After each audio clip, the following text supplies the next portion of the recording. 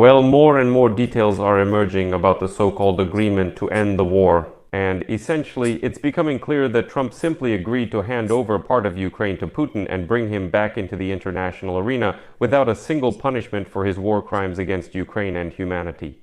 Absolutely shocking details have emerged about the peace plan that Trump and Putin want to approve in Alaska.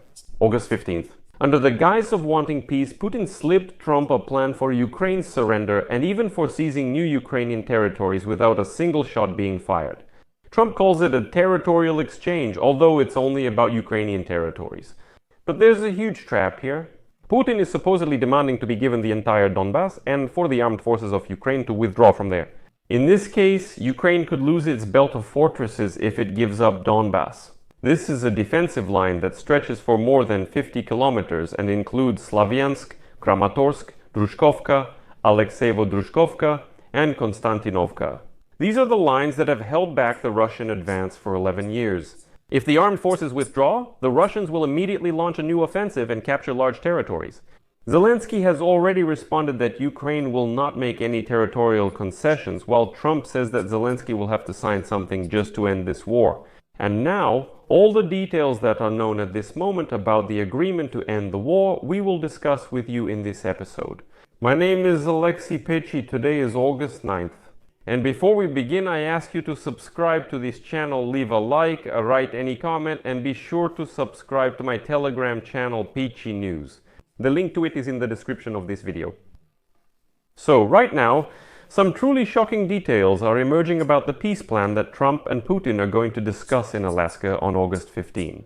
Let me remind you, the United States President announced that his personal meeting with Vladimir Putin will take place on Friday, August 15 in Alaska. He posted the message on his social network, Truth Social, and here is the quote.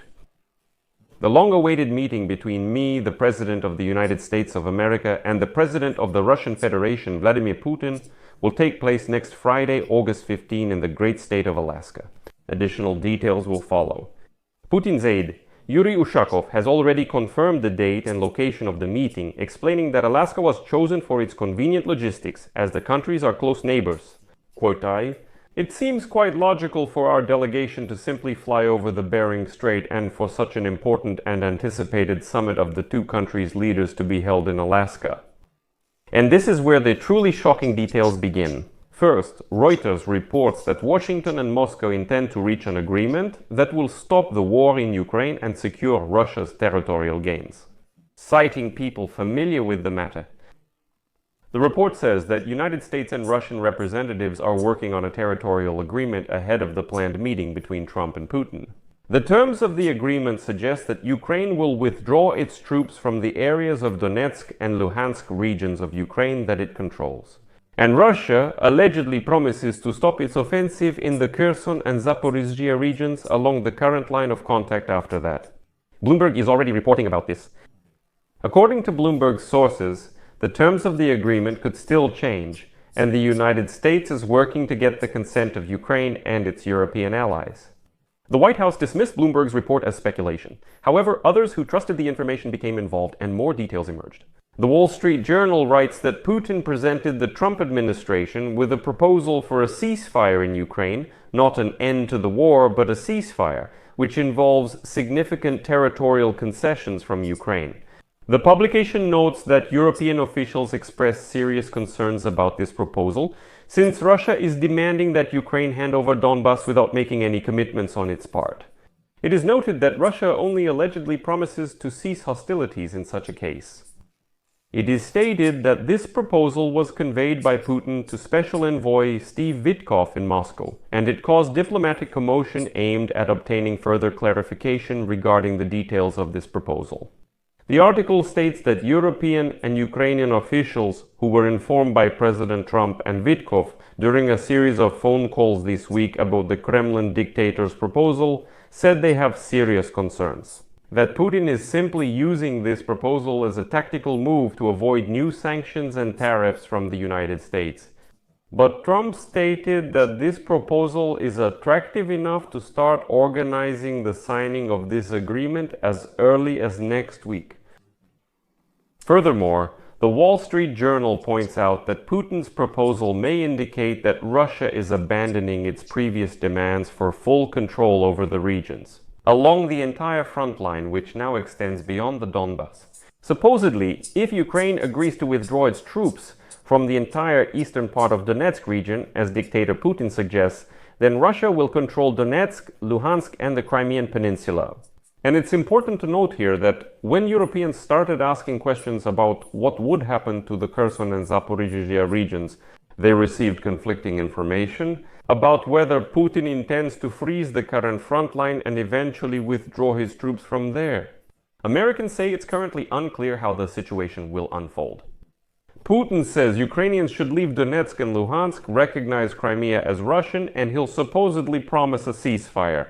But they say that this will be the subject of further negotiations. And now comes the scariest part. On Friday, August 18th, Trump's special envoy Steve Witkoff informed European officials that the Russian proposal includes two stages. First, Ukraine withdraws its troops from Donetsk and Luhansk regions, and the front lines will be frozen. As part of the second stage, Putin and Trump will agree on a final peace plan, which will then be discussed with Ukrainian President Volodymyr Zelensky. That is, Ukraine has to withdraw from its own territories while there will be no ceasefire. And only then does Putin promise to discuss a ceasefire along the front line. But this is some kind of nonsense. That is, the Kremlin gives no guarantees and Trump just goes along with all of it. When journalists began demanding explanations from the White House Press Secretary Caroline Leavitt simply responded, quote, "Out of respect for our delicate diplomatic negotiations with Russia, Ukraine, and our European allies, the White House will not comment on the details reported by the media. That's all." And here I would like to remind you that the Constitution of Ukraine directly prohibits President Volodymyr Zelensky from unilaterally approving any territorial changes. I would also like to remind you of the words of Zelensky himself, who previously stated that territorial issues would only be discussed after Russia agrees to a complete and unconditional ceasefire. Today, Zelensky responded even more harshly. Ukrainian President Volodymyr Zelensky rejected the idea of ceding Ukrainian territories to Russia in exchange for a peace agreement with Putin. He reiterated that Ukraine's constitution has already settled the territorial issue, stating, "No one will back down from this and no one will be able to. Ukrainians will not give their land to the occupier." Zelensky emphasized that Ukrainians are defending their land and do not intend to reward Russia for the crimes it has committed. Another quote, "The Ukrainian people deserve peace, but all partners must understand what a just peace means. Russia started the war and Russia must end it. However, instead of that, Moscow is dragging out the conflict, ignoring all deadlines. And this is exactly the problem, not something else." Zelensky also once again spoke out against decisions that are made without Ukraine, against Ukraine, and said that these decisions will never work, Ukraine will not accept them, Europeans will not accept them. Both Trump and Putin can make any kind of deals. For example, let Trump give Alaska to the Russians. Well, if he wants to exchange territories so much, let him meet in Alaska, sign an agreement that for the sake of peace, Alaska goes to the Russians. Why? Why not? It's very strange to me that Trump calls giving up territory an exchange. What kind of exchange is that? Right? And there are two more absolutely shocking points here. First of all, as the Institute for the Study of War writes today, Ukraine will lose the so-called belt of fortresses that has held back the Russian occupiers for 11 years if it agrees to withdraw from Donetsk region. According to analysts, such a decision would give the Russian army an extremely advantageous position to resume attacks under much better conditions, avoiding a prolonged struggle for territory. Quote from the Institute for the Study of War. "The belt of Ukrainian fortresses has been the main obstacle to the Kremlin's territorial ambitions in Ukraine for the past 11 years. It consists of 4 major cities and several towns and settlements stretching from north to south along the N20 highway Kostiantynivka-Sloviansk, with a total pre-war population of nearly 400,000 people. The line is 50 kilometers long, and Sloviansk and Kramatorsk form the northern half of the defensive belt and serve as important logistics hubs for the Ukrainian defenders protecting Donetsk region. Drushkivka, Alexeyevo-Drushkivka, and Kostiantynivka form the southern part of the defensive belt. Ukrainian forces first began building defensive positions in these cities and around them after they recaptured them from the Russians, who attacked and seized Sloviansk, Kramatorsk, Druzhkivka, and Kostiantynivka in April 2014. That's why Ukrainian troops have maintained control over these cities since July 2014. For the past 11 years, Ukraine has invested time, money, and effort to strengthen this defensive belt and create significant defensive infrastructure in these cities and around them. And the Russians, let me remind you, have been banging their heads against this wall of fortifications for 11 years and haven't been able to break through it.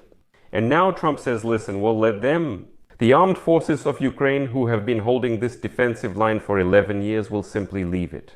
And in response to this, Putin doesn't even guarantee a ceasefire. And at the Institute, they also believe that the Russian army will most likely violate any future truce or peace agreement and resume military aggression against Ukraine in the future unless the agreement contains reliable monitoring mechanisms and security guarantees for Ukraine. Meanwhile, Ukraine will lose those very defensive positions. But that's not all. Secondly, as Bild writes, the special envoy of the United States President, Stephen Witkoff, who visited Moscow on August 6 for talks with Putin, may have misunderstood the Russian president. Reports that Putin is ready to give up claims to the territory of Zaporizhzhia and Kherson regions and only demands the withdrawal of Ukrainian troops from Donbas may turn out to be a mistake. According to them, Russia is demanding a peaceful withdrawal of Ukrainians from the Kherson and Zaporizhzhia regions, but Witkoff understood this as a peaceful withdrawal of Russians from these regions. In reality, Putin still wants to fully control all 4 Ukrainian regions, Donetsk, Zaporizhzhia, and Kherson. According to Bild, Putin only proposed a partial ceasefire. This means refraining from attacks on energy facilities and major cities in the rear, but not a comprehensive truce. The United States, on the other hand, proposed to freeze the conflict along the current front line in exchange for a broad lifting of sanctions and new economic agreements with the Russians.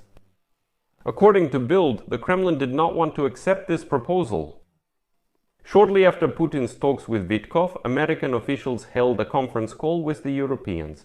And they got the impression that the Americans themselves don't fully understand what's going on. Witkoff's statements, who participated in the briefing, were perceived by the Europeans as confusing. Bloomberg and the Wall Street Journal reported the day before that Putin is ready to partially give up his maximalist territorial demands on Ukraine.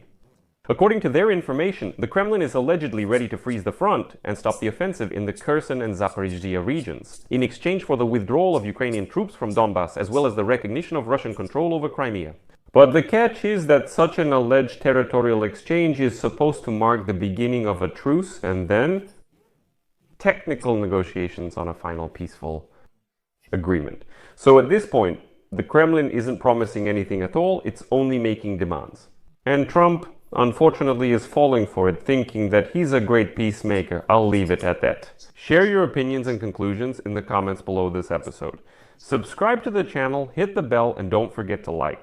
That's all for now. Take care. Goodbye, everyone.